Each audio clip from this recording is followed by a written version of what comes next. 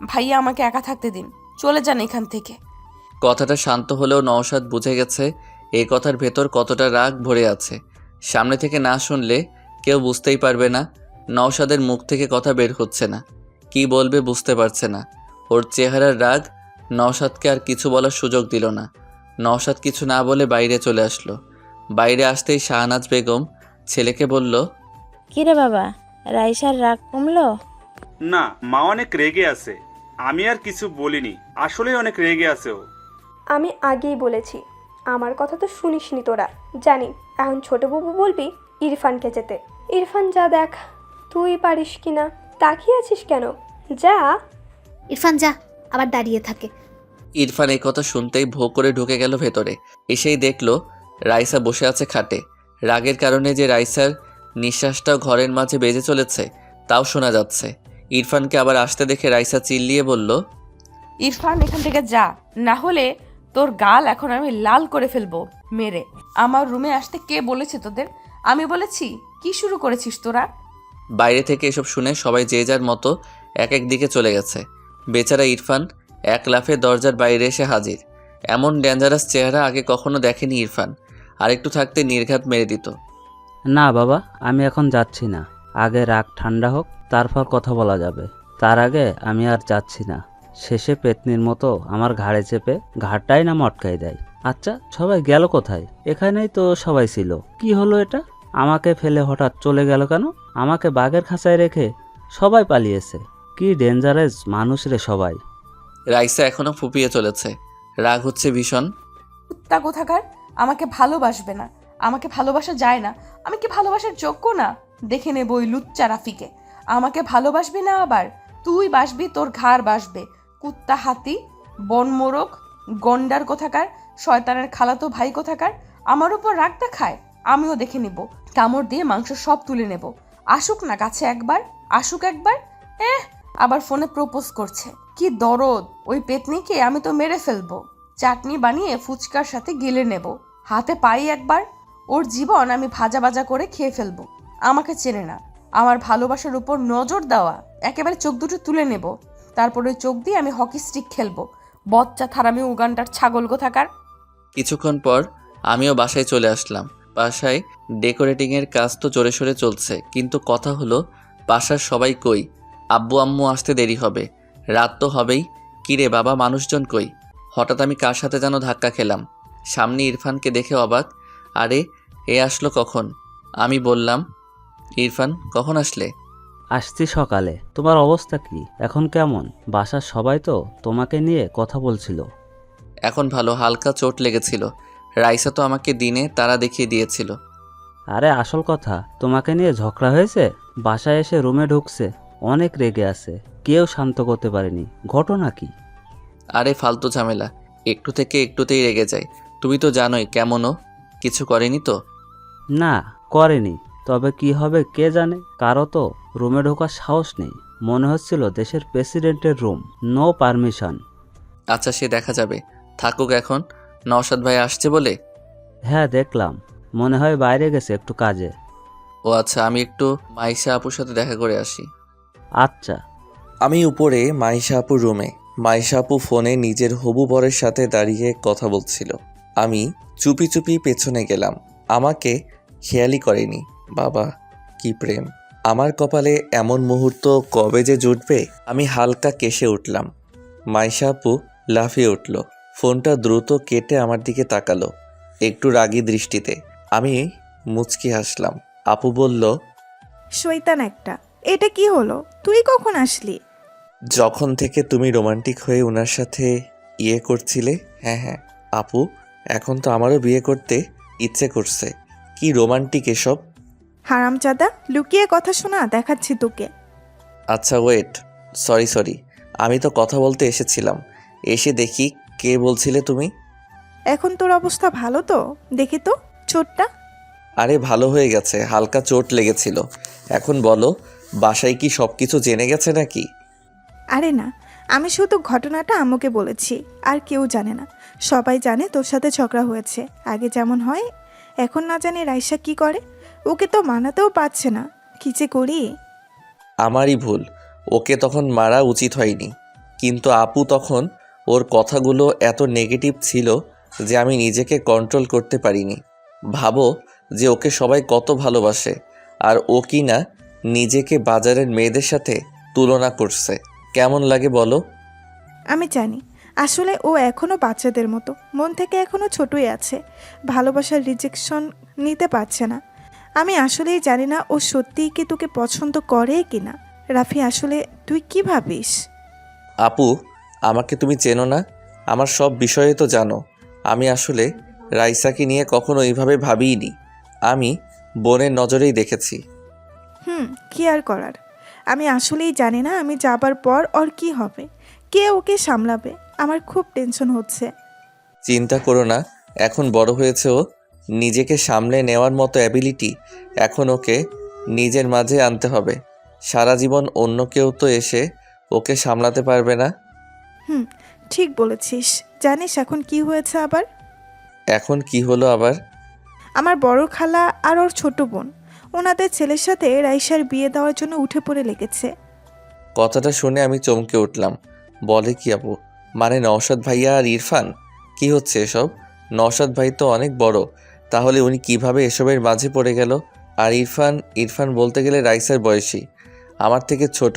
ইরফানের কথা না হয় ঠিক আছে, মানানসই লাগবে। আমি বললাম, আপু, নওশাদ ভাই তো বড় অনেক, ওনার সাথে মানাবে না। আমার মতে ইরফান ঠিক হবে। ইরফান রাইসার বয়সী, মানাবে কিন্তু। এই রাফি, তোর মাথা কবে থেকে এত মোটা হতে শুরু করেছে শুনি? রাইসা যে ওদের কাউকে পছন্দ করবে না আমি যেমন ভালো করে জানি, তুইও ভালো করেই জানিস, তারপরেও এমনটা বলছিস কিভাবে? আপু, আমি তাহলে বেঁচে গেলাম যে। হ্যাঁ, ভালোই হবে। আপু, এখানে কিছু বলো না, না হলে আমি ফেঁসে যাব। রাইসা বোন আমার, আর আমি আমার বোনকে এইভাবে যাত্রার সাথে মানতে পারবো না। আমার বোনের জন্য বেস্ট ছেলে দরকার। তুমি কি মনে করো? ইরফান তো ভালোই। শোন, নয় তোর মতো কাউকে লাগবে, না হলে তোর থেকে ভালো, বুঝলি? আমি এভাবে আমার বোনকে যে কোনো ব্যক্তিকে দিতে পারবো না। আমার বোন কম কিসের শুনি? কম তো না, সব কিছুতে একটু বেশিই বোঝে সে। আমি যাই হোক, বেঁচে তো গেলাম। হঠাৎ আমার ফোনটা বেজে উঠল। আমি ফোনটা হাতে নিয়ে দেখলাম আম্মু কল করেছে। চলে এসেছে নাকি? ফোনটা ধরে বললাম, হ্যাঁ আম্মু বলো, চলে আসছো তোমরা? আরে বলিস না, আজকে আসা হবে না। কেন?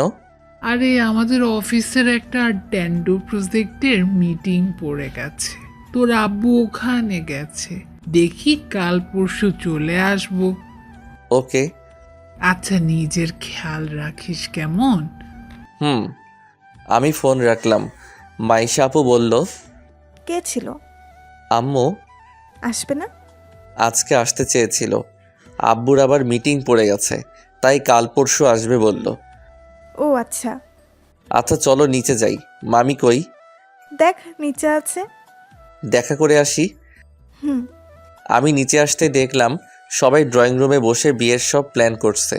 ওদিকে আর গেলাম না, আমি কিচেনের দিকে গেলাম। হ্যাঁ, মামি ওখানেই আছে। ও মা, সাথে দেখি রাইসার ছোট খালাও আছে। আমি চলে আসলাম মামির কাছে। মামি আমাকে দেখে আমার কাছে এসে গালে হাত দিয়ে বলল, কেমন লাগছে এখন বাবা? মামি আমি ঠিক আছি। যাক, আমরা তো টেনশনে ছিলাম। আমি ঠিক আছি, নো টেনশন। কিছু খাবি? না এখন কিছু খাবো না। আমি রান্না শেষ করি, তারপর তোর সাথে কথা আছে। আমি মনে মনে বুঝে গেছি কি বলবে, তবে আমি অতটা চিন্তা করলাম না। জানি মামি আমাকে রাইসার কথা বলবে, কিন্তু কথা হলো কি বলবে সেটা বুঝতে পারছি না। পাশে ছোট খালা বলল, রাফি, তোমার সাথে রাইসের কি নিয়ে বাতলো? এ কথা শুনে মামি চিন্তিত মুখে আমার দিকে তাকালো, যেন আমাকে বলতে চাইছে আমি যেন ওসব কথা না বলি। আমিও বুঝতে পারলাম, তাই বললাম, আপনি জানেনই তো রাইসা কেমন রাখি। আমি বাসায় আসতে চেয়েছিলাম, রাইসা বলল ফুচকা খাবে আগে। আমি মানা করলাম। এভাবে কথা কাটাকাটির মাধ্যমে রেগে গেল ও হঠাৎ করেই। তারপরেই কাহিনী। ও আচ্ছা। এভাবে দেখতে দেখতে বিকেল গড়িয়ে সন্ধ্যা। বাসায় মেহমান কম বেশি অনেকেই আসা শুরু করেছে। আমি ঘুমিয়েছিলাম, শরীরটা ভালো লাগছিল না। তখন ফ্রেশ হয়ে আমি একটা আপেল খেতে খেতে উপরে ছাদে চলে আসলাম। আমার ছাদে আসতে ভালোই লাগে, রাইসাদের ছাদটা একদম পারফেক্ট জায়গায়, মানে আশেপাশের বিল্ডিংগুলোর একদম মাঝে। সন্ধ্যার সময় অনেক রমণী ছাদে আসে, আর এ কদিনে অনেকের সাথে একটু আধটু চোকাচোকিও হয়েছে। অন্যরকম ফিলিং বলা চলে, এটা একমাত্র আমার মতো সিঙ্গেল ছেলেরাই বুঝবে। তবে ছাদে আসতেই দেখলাম নওশাদ ভাই ল্যাপটপ নিয়ে বসে আছে। ভালোই হলো, আসার পর দেখাই হয়নি, কথা বলা যাক। আর রাইসার কথা তখন শুনলাম, মাইশা আপু বলল সেটাও একটু বাজিয়ে রাখা যাক। আমি ভাইয়ের পাশে বসে বললাম, নওশাদ ভাই কেমন আছেন? আরে রাফি যে, ভালো আছি। সকাল থেকে তোমাকে দেখছিই না। শরীরটা ভালো ছিল না, ঘুমিয়েছিলাম, মাত্র উঠলাম। ও আচ্ছা। ভাইয়া শুনলাম আপনাদের বিয়ের কথা চলছে। নওশাদ ভাই কথাটা শুনে কেমন মেয়েদের মতো লাল হয়ে গেছে লজ্জায়। ভাইয়াকে মনে হয় ভুল করে ছেলে বানিয়ে ফেলেছে। কি লজ্জা! আমি হালকা একটু ধাক্কা দিয়ে বললাম, বাবা কি লজ্জা! ভাই আপনি তো মেয়েদের থেকেও বেশি লাজুক, রাইসাকে তাহলে সামলাবেন কিভাবে? রাফি, তুমিও না? ভাইয়া আপনি কিন্তু লাকি আছেন, রাইসার মতো মেয়েকে পেয়েছেন। কথাটা শুনে নওশাদ ভাই বলল, আর পেলাম কই, এখনো তেমন কিছুই হয়নি। কেন, কি হয়েছে? আরে ছোট খালা ইরফানের জন্যও রাইসাকে পছন্দ করেছে। এসব মিলিয়ে একদম খিচুড়ি টাইপের অবস্থা। ও এমজি, এসব আবার কি? তাহলে তো কেল্লাফতে, কি ঝামেলা রে বাবা? আমি তো আগেই জানি, তবে মজা নিতে বেশ লাগছে। হ্যাঁ হ্যাঁ, বেচারা সবাই রাইসার পেছনে পড়ে গেছে। রাইসা রে, রাইসা কি ভাগ্য রে তোর রাইসা, আর আমার তো ফাটা কপাল। না ভাই, বলতেই হবে যে এদের এখন খেলা জমবে। আমি তো দেখার জন্যে আছি, দেখি কে গোল করতে পারে। আমি বললাম, ভাই আপনি তো পছন্দ করেন তাই না? হ্যাঁ মানে মন্দ না, বাসা থেকে যদি চাই তাহলে রাজি হতে সমস্যা নেই। ও আচ্ছা, তাহলে তো আপনাকে এখন প্রতিযোগিতা করতে হবে। এভাবে বসে আছেন আপনি? মানে ইরফান যদি ওদিকে রাইসাকে পটিয়ে নেয়, আপনার তো কিছুই করার থাকবে না। ভাই মেয়েরা এমনিতেই রাজি বা ইমপ্রেস হয় না, তাদের জন্য কিছু করতে হয়। আরে ভাই, কি করবো এখন? তুমি জানো না কি রাগী। আমার তো ওর কাছে যেতেই ভয় করে, কখন মেরে বসে। রাইসাকে কন্ট্রোল করা মুখের কথা না, ওর রুমেই সাধারণত কারো যাওয়ার সাহস নেই, বুঝতে পারছো? তাই বলে হার মেনে যাবেন? এটা ঠিক না, আপনাকে কিছু করা উচিত। দেখা যাবে। তো তোমার অবস্থা এখন কেমন? আগের থেকে বেটার। আচ্ছা ভাই আপনি কাজ করেন, আমি নিচে যাই। ওকে, যা। রাতে খাবার টেবিলে সবাই চলে এসেছে। মামি আর রাইসার বড় খালা সবাইকে খাবার দিচ্ছে। মামা বলল, রাইসা কই? সেই রুমে পড়ে আছে, সকাল থেকে আর বের হয়নি, কিছু খাইও নি। মানে কি, তোমরা কেন আছো বাসায়? কেউ একটু ওকে বোঝাতে পারো না? কি রকম কাণ্ডজ্ঞান নেই তোমাদের? তোমার মেয়ে কোনো কথা শোনে আমার? কার সাহস আছে তোমার মেয়ের কাছে যাবে? তুমি তোমার মেয়েকে চেনো না? তাই বলে এভাবে কেউ করে? কথাটা শুনে আমার কেমন জানি খারাপ লাগলো। যতই ওর সাথে ঝগড়া হোক, তবুও আমার আর ওর বন্ড ছোট থেকেই ভালো, একজন বন্ধু হিসেবে। তাই আমার ভালো লাগছে না ও এভাবে না খেয়ে দে বসে আছে। সবাই চুপ। রাইসার ছোট চাচা বলল, ভাইজান আপনি যান না, আপনার কথা নিশ্চয়ই শুনবো মামুনি। বুঝলাম না, মেয়েটাকে কি কেউ একটু বোঝাতে পারো না? রাগটাও কেউ ভাঙাতে পারে না? ধুর। আমি আর চুপ না থেকে বললাম, মামি দেখি খাবারটা আমাকে দাও তো, আমি দেখছি। এতক্ষণে তীর ঠিক জায়গায় লেগেছে তাহলে। আপুও আমার কারণে এমন করছে, দেখি আমি পারি কিনা কিছু করতে। আমি শিওর তুই পারবি, গুড লাক। ব্রো সাবধানে, রাইসা হেব্বি রেগে আছে তোমার ওপর। হ্যাঁ রাফি, জানোই তো রাইসা কেমন বাচ্চাদের মতো করে, সামলে। ইরফান আর নওশাদের কথা শুনে দুজনের মাই মনে মনে রেগে গেছে। দুজনেই মনে মনে বলছে, গাধার দল, যে কাজ তোর করার কথা সে আজ অন্য কেউ করছে। এই পাগল ছেলেকে নিয়ে কি করব, কিছুই বুঝিয়ে লাভ নেই। ছোট খালা কেন জানি মনে মনে আমাকে একটু সন্দেহ করে, কারণ রাইসা আমার সাথেই বেশি থাকে। রাইসার আম্মু মনে মনে বলল, রাফি গেলে আমার মেয়ে বাচ্চার মতো ওর সব কথাই শুনবে। সে আমি ভালো করেই জানি, এরা তো কিছুই জানে না, সব গাধা। কিন্তু রাফিকে যেতে দেওয়া ঠিক হবে কি? না না, মেয়েটা সকাল থেকে কিছুই খায়নি, অসুস্থ হয়ে পড়বে। মামি আমাকে বলল, রাফি তুই যা। মামি। আমি খাবারটা নিয়ে চলে আসলাম রাইসার রুমের বাইরে। এই মা, এ কি? আমার পেছন পেছন ইরফান, নওশাদ আর মাইশা এরাও এসেছে। এরা আবার কেন আসলো? মাইশা বলল, জানা দাঁড়িয়ে আছিস কেন? ব্রো, ভয় লাগছে নাকি? কিছু ডেঞ্জারাস হলে দৌড়ে চলে এসো। জানা দাঁড়িয়ে আছিস কেন? আমি দরজা খুলে ভেতরে চলে আসলাম। রাইসা খাটের উপর শুয়ে আছে, ফ্যান চলছে স্পিডে। এখন এমনিতেই শীত শীত পড়া শুরু করেছে, এর উপর ফ্যান ঠান্ডা লাগিয়ে ছাড়বে। আমি খাবারটা টেবিলে রেখে ফ্যানটা অফ করে দিলাম। রাইসা উঠে বসে পড়ল। আমার দিকে তাকালো রাইসা, ওর চোখে এখনো রাগ যেন জ্বলে উঠছে। আমার দিকে কঠোর দৃষ্টিতে তাকিয়ে আছে ও, চোখ লাল, মুখটাও লাল হয়ে আছে। অনেক কেঁদেছে রাইসা, বোঝা যাচ্ছে। আমি কিছু না বলে খাবারটা নিয়ে ওর সামনে বসে পড়লাম। বাইরে থেকে দরজা দিয়ে ওরা সবাই দেখে চলেছে। ইরফান আর নওশাদ অবাক হয়ে তাকিয়ে আছে। ইরফান মাইশাকে বলল, আপু, এটা কি হলো? রাইসা কোনো কিছুই বলছে না।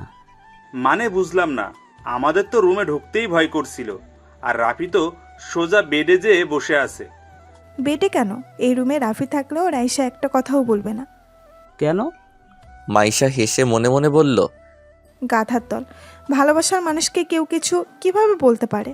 কিন্তু সরি, আমি এখন এসব তোদের বলতে পারছি না, সময় হলে নিজেরাই জানতে পেরে যাবে। মাইশা হেসে বলল, আরে ওরা ছোট থেকে ফ্রেন্ড, তাই মনে হয় রাইসা ওর উপর রাগ করে না, বন্ধুর মতো তো, বুঝিস না তোরা? হ্যাঁ, তাই হবে। আচ্ছা এখন চলো সবাই, না হলে রাইসা এখানে দেখলে আবার আমাদের উপর রেগে যাবে, তোমাদেরকেও খারাপ ভাববে যে লুকিয়ে লুকিয়ে দেখছো। হ্যাঁ চলো। এদিকে আমি ওর চোখের দিকে তাকিয়ে আছি, চোখ থেকে পানি নিঃশব্দে গড়িয়ে পড়ছে। এটা দেখে আমার মনের ভেতর কেমন ধুপ করে উঠল। এতটা কষ্ট কেন পাচ্ছে? আচ্ছা, রাইসা কি আমাকে সত্যি ভালোবাসে? আবেগ থেকে এসব হলে এইভাবে কষ্ট পেত না আমার জন্যে। আমি খাবারটা পাশে রেখে আগে ওর আরও সামনে এগিয়ে এসে বসলাম। হাত দিয়ে ওর চোখের পানি মুছে দিতে গেলে রাইসা আমার হাত সরিয়ে দিল। ভাই ভীষণ রেগে আছে। আমি আবার মুছে দিতে গেলাম, ও আবার সরিয়ে নিল।